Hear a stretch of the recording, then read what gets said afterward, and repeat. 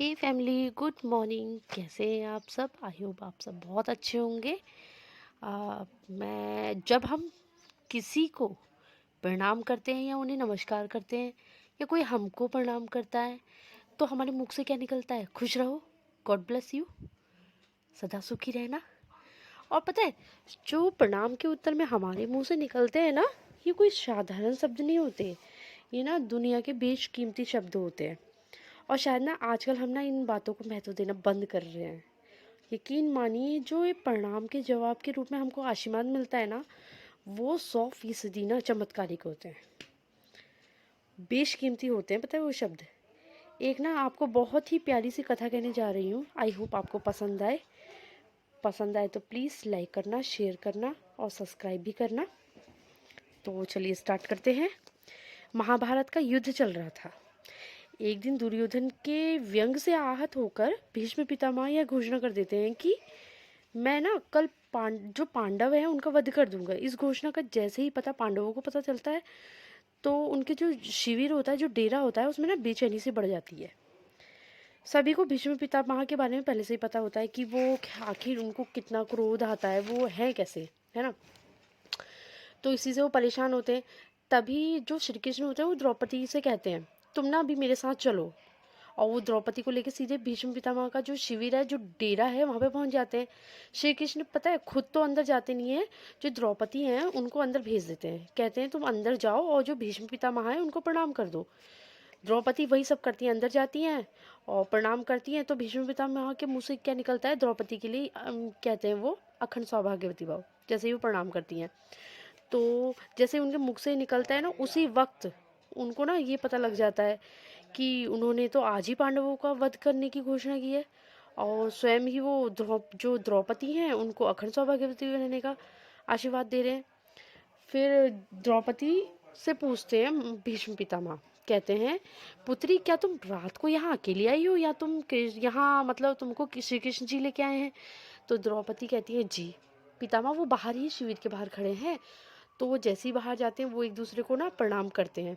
भीष्म पितामह श्री कृष्ण से क्या कहते हैं? कहते हैं जो मेरा पहला वचन था और ये जो मेरा दूसरा वचन है, इसको काटने का काम ना केवल आप ही कर सकते हैं, बाकी और तो कोई कर ही नहीं सकता।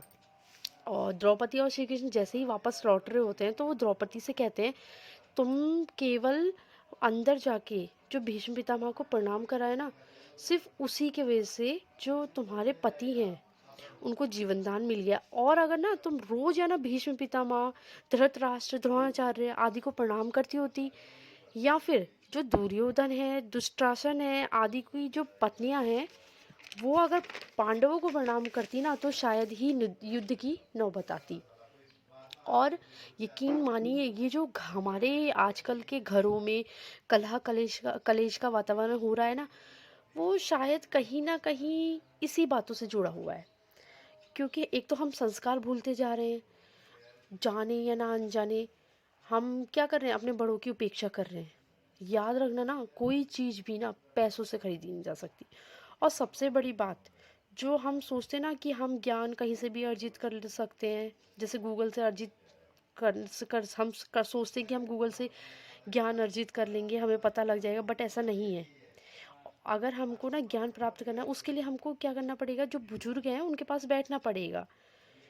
और क्योंकि जो हमको आशीर्वाद देते हैं ना, तो जो उनका आशीर्वाद है एक कवच की तरह हमारे पास काम करता है, हमेशा ज़िंदगी भर एक कवच के रूप में काम करता है, जो हर बाधा से हमारी रक्षा करता है। और पता है, शायद कितनी सुंदर बात कही है किसी ने, जो प्रणाम है वो एक ना अनुशासन है। ये शीतलता भी देता है और ना बड़ों का आदर करना भी सिखाता है। और पता है, हम अगर जितना प्रणाम करते हैं उतना हमारे अंदर सुविचार आते हैं। प्रणाम जो होता है वो झुकना सिखाता है, जो हमारे अंदर की क्रोध है उसको मिटाता है। और बाई चांस अगर हमको रोना आ रहा है किसी बातों पे, तो हमारे आंसू को धो देता है। और जो हमारे अंदर अहंकार है उसको मिटा देता है। और जो सबसे बड़ी बात, जो हमारी संस्कृति है ना, वो प्रणाम ही है। आप सबको मेरा सादर प्रणाम। फिर मिलेंगे दोस्तों अगली वीडियो के साथ। तब तक के लिए बाय बाय। और अपना ख्याल रखना और मुस्कुराते रहना।